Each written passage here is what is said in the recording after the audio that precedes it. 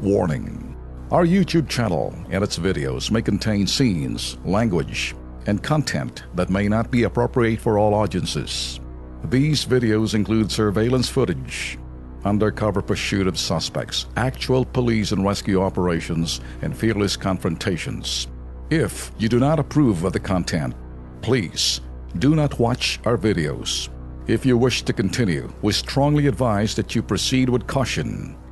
Viewers' discretion is advised. Dako naman tayo dito sa ating po mga ka-KP. Ito po'y unclaimed benefits po na isa pong security guard na kabilang mo siya sa 888 Gallant Security Services Corporations. Nasa studio po siya ngayon para ikwento ang kanya pong reklamo dito po sa agency na ito. Nasa studio, itong si Eduardo Calix. Eduardo, magandang gabi sa'yo. Magandang gabi po, sir. Oo. Eduardo, ano ang mga gusto mong masolve dito sa pamamagitan ng programang Kilos Pronto?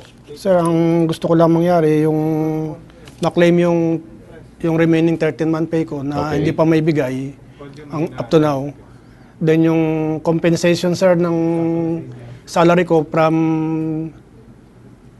the start ng December. Nagtrabaho ka? Yes, sir. December 21? No, sir. December 27. 2013. Yes, sir. So, yes, sir. halos mag-3 years ka na rin pala, no? Almost, sir. Almost 3 years. Unang-una, bakit ka nga ba mawawala dito sa agency nito, security agency nito?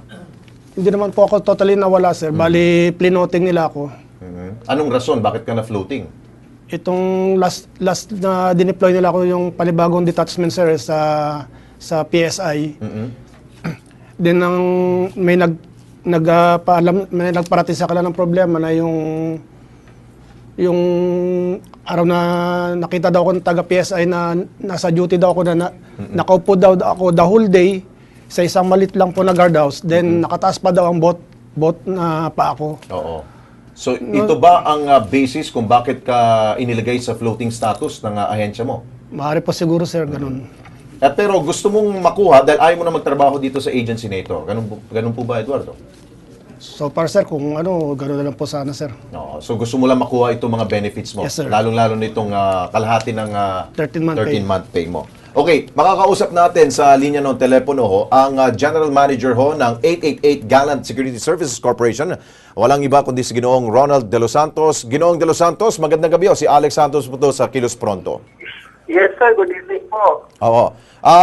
Ginoong De Los Santos, anong pwede ho nating solusyon dito? Dahil lumapit ho itong si Eduardo dito po sa aming pong impila na para ipabati doon na meron pa daw siyang claim daw sa inyo na 13-month pay, yung kalahati ho nun?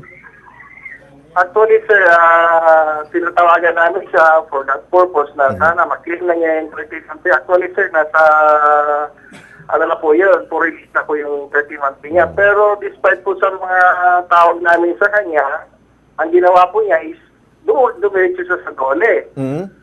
So, nagkaroon kami ng hearing kahapon na January 12 at nagkaroon na kami ng settlement supposedly by January 19 para sa settlement ng lahat ng mga beneficiary na, sir. Oo. So sa madaling salita, Ginoong De Los Santos, maayos sa kagad ito na kung siya po ay tutungo sa inyong opisina. Yes, sir. Anytime po. Ready na po lahat kung ano po yung kiniklaim niya, sir. Okay. Eduardo, anong masasabi mo dun sa sabi ni Ginoong De Los Santos?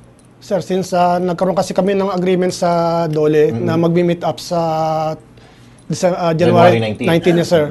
So kung ano man po siguro yung privilege na makukuha ko sa agency, yung sabi ko nga po na compensation, from the beginning na employed ako sa kanila, up to the present, kasama yung floating ko, yun na lang po, gusto ko po sana, sa DOLE na namin, doon na namin i-settle down. Okay, meron pa ho ba siyang claim, Ginoong De Los Santos? Itong sinasabi niya, since nag-start ho siya noong December 27, 2013, magtatatlong taon na pala ho siya dyan sa inyo pong agency. Ano pong tugon ho niyo dito?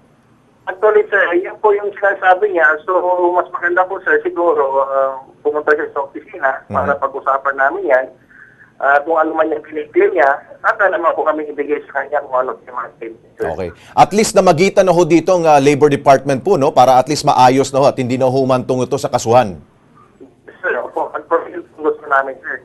Okay. So, ganun. Eduardo, sasamahan ka ng Kilos Pronto team para kaming titingin doon kung talaga bang tutuparin ni Ginong De Los Santos ang kanyang pangako. Okay ba sa yun?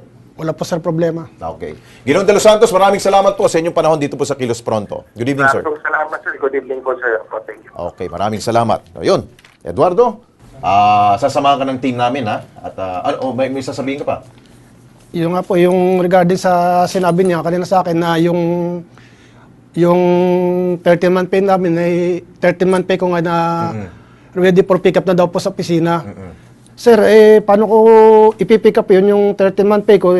Ito pinipersa nila ako pumirma ng quit claim.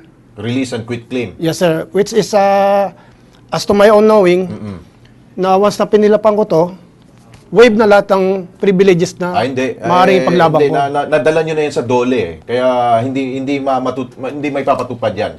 Basta nandiyan ang Kilos Pronto at babantayan natin yan. Okay? Salamat po sir. Okay, maraming salamat.